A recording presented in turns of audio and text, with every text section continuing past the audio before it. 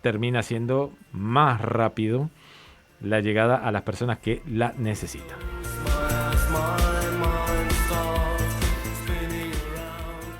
Hoy arrancamos el programa preguntándonos si cada decisión que se deba adoptar en el gobierno va a terminar judicializada y en definitiva va a ser la justicia la que gobierne, la que diga esto está bien, esto está mal.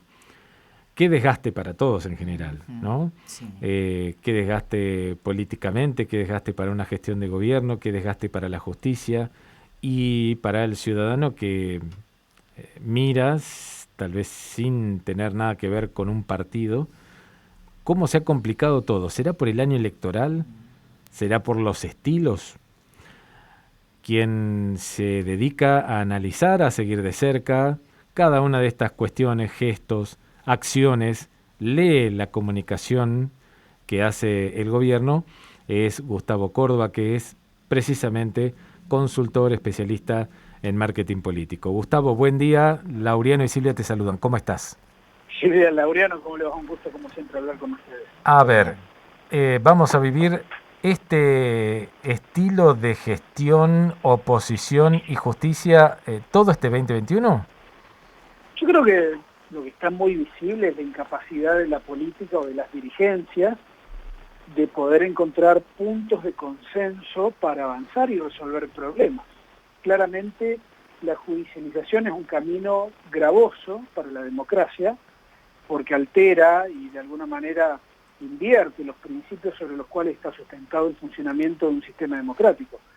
Creo que es un grave error, ¿no?, jurisdiccional. Yo no soy abogado, no soy especialista, pero vamos a ver que posiblemente en 24 horas el fallo de la justicia porteña va a ser declarado que es inadmisible, por lo tanto va a volver atrás la situación y entonces nos va a quedar la sensación de que el gobierno porteño sabía de esto y que la maniobra fue por la galería, ¿no? Fue justamente para producir un titular o dos titulares en los medios de comunicación.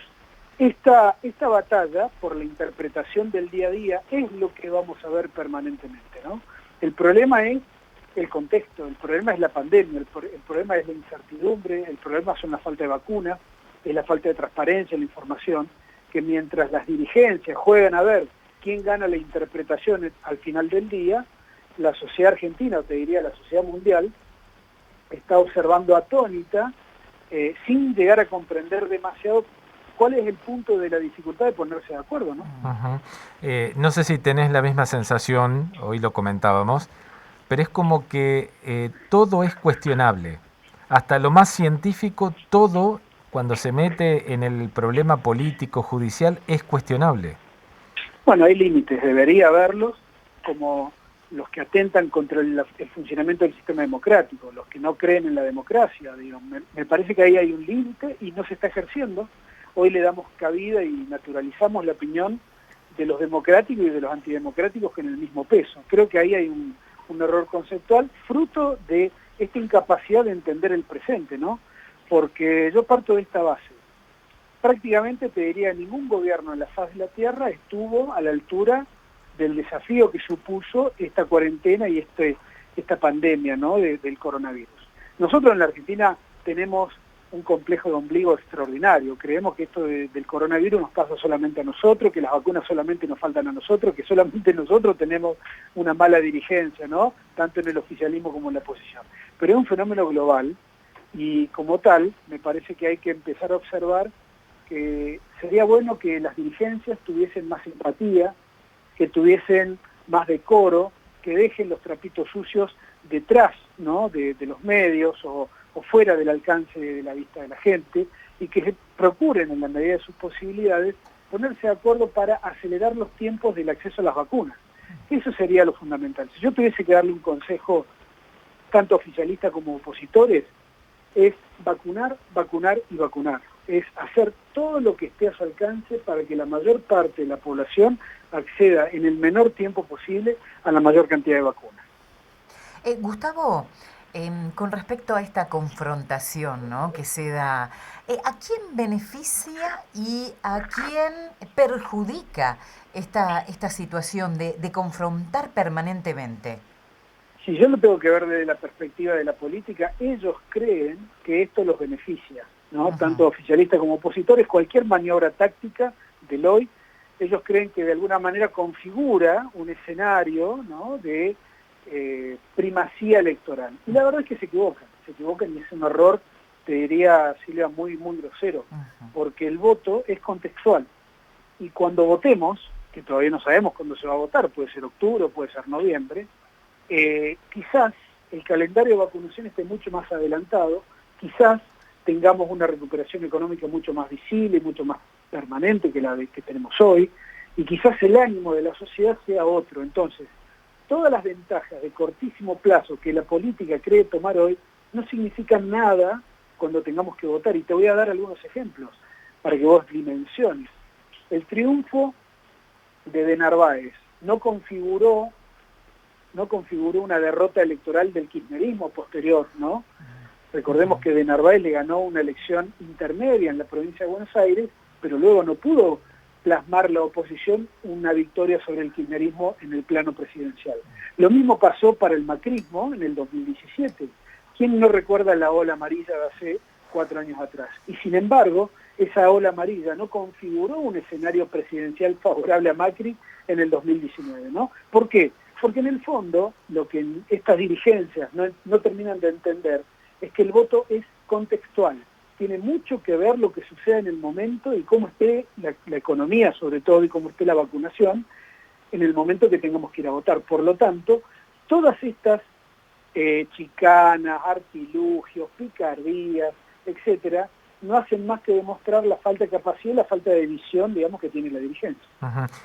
Gustavo, vos que conocés a tus colegas, a los que trabajan con el gobierno y con la oposición, pero me preocupa sobre todo a los que trabajan con el presidente Alberto Fernández, después de la experiencia de la conferencia de prensa que, bueno, entre el tema del sistema de salud relajado, las interpretaciones que él mismo ayer intentó aclarar, ¿quién le escribe los discursos a Fernández? Él mismo, y creo que ahí está o radica el principio del tema, ¿no? Porque uno piensa en una comunicación gubernamental, presidencial, lo más profesional posible, con mucha investigación, con muchos escritores profesionales, con muchos redactores. Uno se imagina equipos de investigación trabajando conceptualmente, las palabras y los contextos, y la verdad es que nada de eso ocurre, ¿no? Uno lo que ve es un altísimo grado de improvisación, un presidente que alterna buenas y malas, y últimamente alterna más malas que buenas en materia de comunicación, y sobre todo una subestimación, ¿no?, a la comunicación, creyendo que es todo marketing, y la verdad es que uno puede decir que quizás lo que hacía Macri era marketing, pero la comunicación profesional, bien que vale la pena introducirla en los niveles de gobierno. Yo te voy a dar 2 elementos para que vos dimensiones. En primer lugar, la característica de una buena comunicación gubernamental es que de alguna manera tiene mucha pedagogía sobre la población, y en contexto de alta incertidumbre como el que vivimos hoy, imagínate si el discurso del gobierno y de la oposición hubiese sido coherente en el contexto de la pandemia. Quizás nos ahorraríamos este espectáculo de ver a muchísima gente sin barbijo en la calle o incumpliendo los protocolos sanitarios. El otro elemento de una buena comunicación gubernamental de tipo profesional radica en el hecho de la continuidad electoral. Te voy a dar ejemplos de Larreta en Ciudad de Buenos Aires, Schiaretti en Córdoba, el radicalismo mendocino. Son 3 partidos políticos de diferentes signos, pero que sin embargo obtuvieron continuidad gubernamental por tener un sistema de comunicación profesional en cada uno de sus gobiernos. Eso no lo estamos viendo hoy en el gobierno nacional. Hay un intento de contar alguna cosa, pero definitivamente vemos un gobierno que no logra establecer con fortaleza la agenda de discusión diaria. Es más, toda propuesta de discutir el sentido, digamos, de la política o de la vida en la Argentina la termina ganando fundamentalmente el sistema de medios opositor al gobierno, ni siquiera la oposición, porque la oposición hoy también tiene sus problemas, ¿no? Porque si tuviera que calificar al gobierno le pongo un 4, pero a la oposición le pongo un 1. Yo creo que hoy en la Argentina los que se benefician de estos errores del gobierno y esta falta de profesionalismo son justamente los del sistema de medios opositores. Gustavo, la última. ¿Hicieron alguna medición de imagen durante lo que va de abril? La acabamos de terminar anoche. ¿Y podemos tener un adelantito ahí o no? Por ejemplo, ¿de qué tema? Porque hemos medido un popurrí de cosas. A ver, vamos por imagen del presidente, de Cristina Kirchner, de Macri. No hay grandes cambios, El presidente mantiene un nivel en torno al 40% de imagen y de aprobación, y un nivel de desaprobación ya entre el 50 y el 55% de la sociedad argentina. El resto de las imágenes políticas, y me parece que este es el dato, están todos muy cargados de negatividad. Es como que no hay un punto en el cual uno pueda decir, sí, mirá que bien el Bullrich, mirá que bien Larreta. En general debo decirte que la única distinción yo la haría en que la oposición tiene figuras nacionales que están un poquito mejor posicionadas que las del gobierno nacional. Pero eso no significa nada, porque, como ya te expliqué, el voto es contextual, y a pesar de la imagen negativa, y escuchá bien esto que te voy a decir, no lo medimos, pero estoy convencido que esto es real, hoy las dos imágenes peores de la Argentina son Sergio Massa y Mauricio Macri. Y uno podría decir inmediatamente, no tienen chance de ser presidente en el 2023. Y yo te digo que sí tienen chance, ambos tienen chances.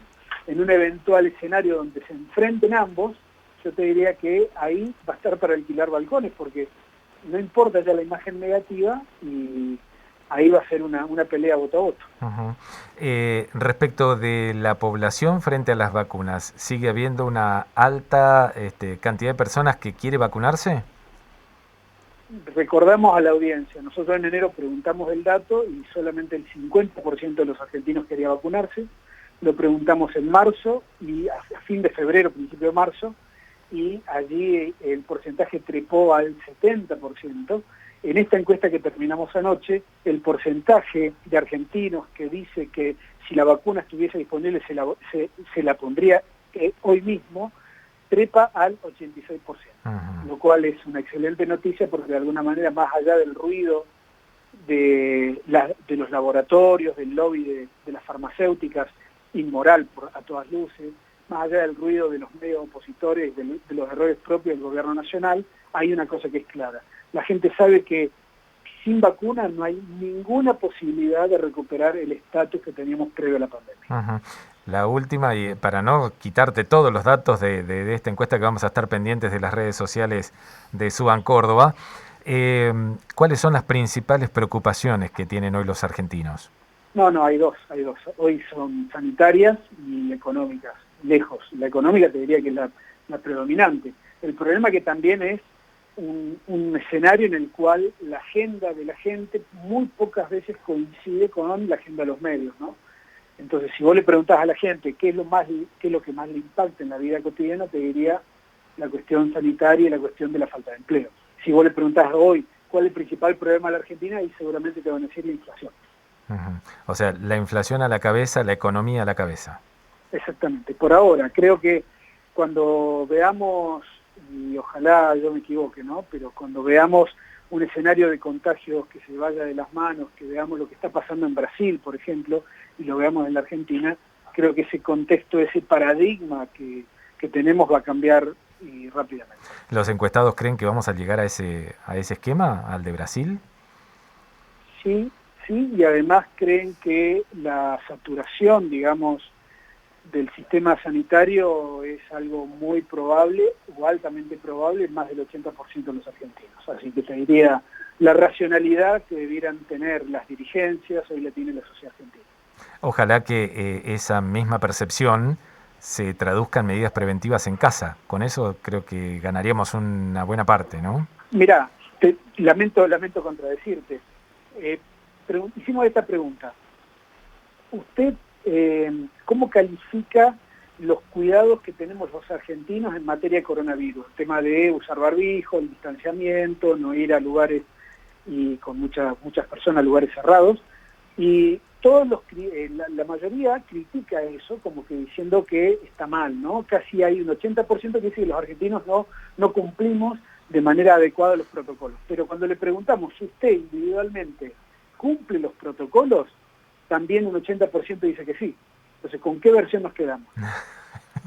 un poco contradictorio, totalmente. Gustavo, gracias como siempre, muy amable. No, al contrario, que tengan un gran día. Un abrazo. luego. Gustavo Córdoba.